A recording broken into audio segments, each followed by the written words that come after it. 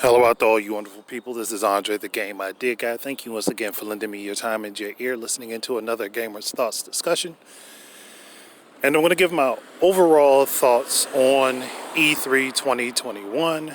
I probably will do separate discussions to go a little deeper into the individual streams that I watched. But that aside, it was okay this year. I didn't expect it to be full-blown hype beast and everything just exploding and making everybody smile and happy. I went in with very low expectations, came out not disappointed because my expectations were extremely low. And that's mostly because prior to last year in the pandemic, E3 was still on a decline. Whether people remembered that or not, I guess many people forgot, or they just assumed, because this year we had a year of rest from it, and a lot of stuff got pushed back due to the pandemic, that this year was just going to be hype everywhere, bursting out the seams. I didn't go in with that attitude. The two companies that I figured would do very well this year were Microsoft and Nintendo, and I was not disappointed in either of those presentations because it was game after game after game after game after game. It was just constant announcements. Now, the only disappointment I had with Microsoft is some of their announcements were 2 to 3 years out, but that's not a big deal. But Nintendo, most of their stuff was this year and next year. So, like, most of it was this year. And then a couple things panned out into next year. So, I mean, honestly, not too bad. Plus, even though people don't want to admit it, there were a lot of announcements for Nintendo separate of their presentation. So, like, if you were a gamer on a Switch or an Xbox One or Series console, you've got stuff to play coming. And if you're a PC gamer, you've got stuff to play coming. PS4, PS5, you still have stuff coming. Maybe not as much stuff as you would like, but you got stuff coming. So there's plenty of room for things that people can enjoy and have fun with. It's just up to the gamers themselves to stop overhyping everything. Now, so I don't have to talk about these separately. I will talk about the presentations that highly disappointed me. So, I mean, it's probably pretty obvious, pretty easy to figure out. But the first one, Square Enix. I don't know what made them think that what they had put together made for a great conference or a great presentation in and of itself, when half of that stuff could have been spread out to the other ones. Like, they literally could have got most of their stuff announced in Microsoft and Nintendo's presentations. They really didn't have to do one, because a lot of it was reiterated stuff. Number two on that, well, no. Number one for disappointment is Capcom, but Square Enix falls under them. I should have done it that way. Number one for me is Capcom. And Capcom, quite simply because there was really, again, same issue as I had with Square Enix, but then they used it to promote all this FGC stuff. And I'm like, y'all really didn't have to do this. This could have been done separate after E3. You legitimately did not have to use E3 for this. And it was like, yeah, no. And I think that's an argument a lot of people would have, because the announcements that they made was stuff I'm pretty sure they had already talked about, because I remember hearing stuff about this stuff before they had talked about it. And then people were like, well, what's the point of this whole FGC stuff? Like, That was the reason. It's just clamor as many people into it to make it look like it's got more flair and more popularity than it does, which it, mind you, fighting game community stuff is popular.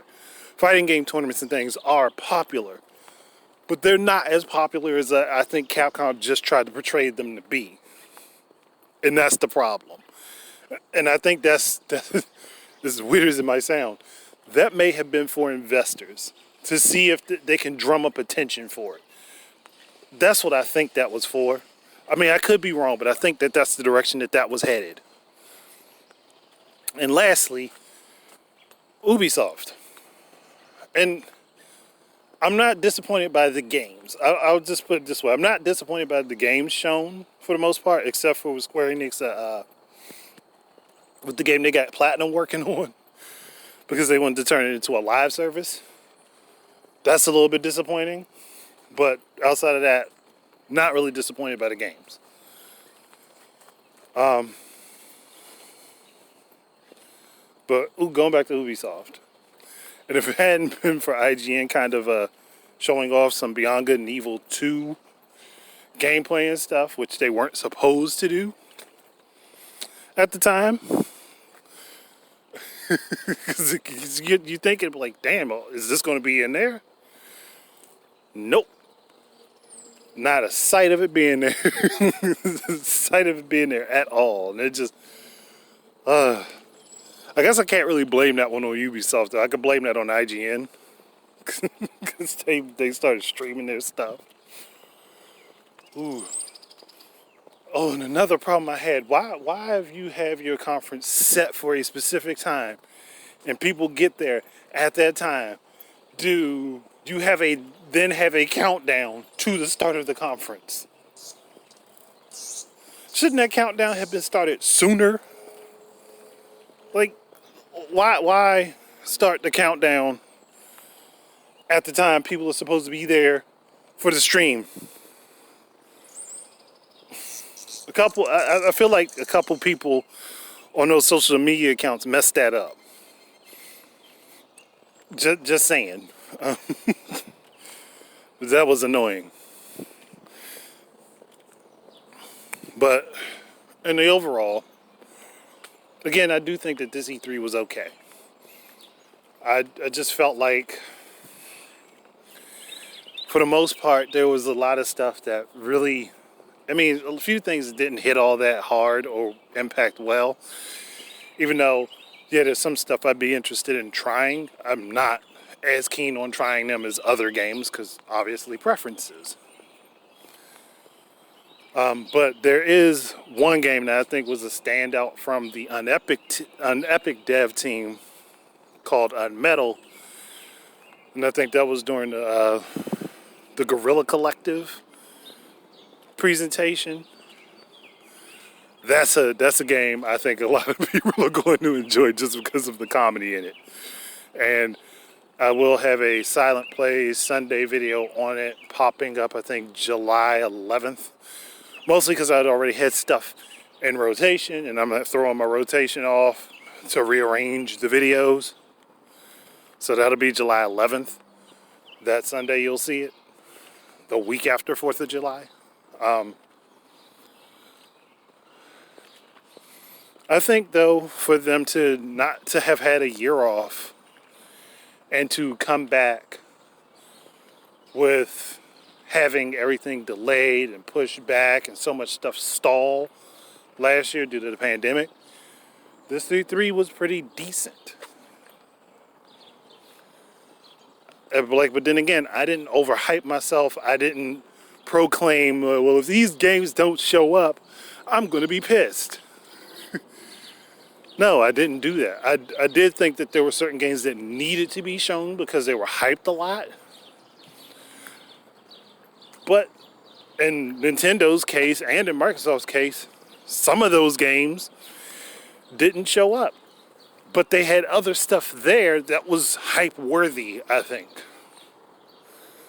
So again, that's all up to, I guess it's all up to your own preferences and what you would have liked to and dealt with.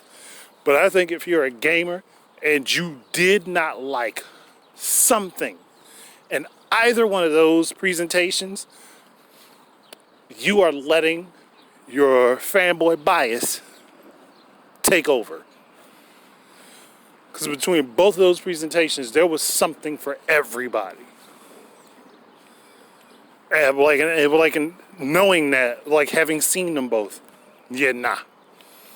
There was something there for everybody. All walks of gamer life.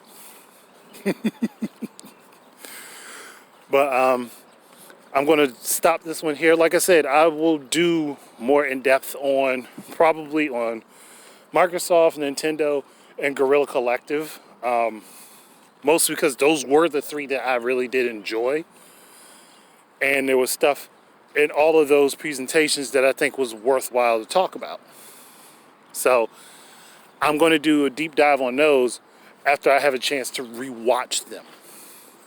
Mostly because you forget smaller details sometimes, and I'd rather come at those discussions with everything fresh in mind. So,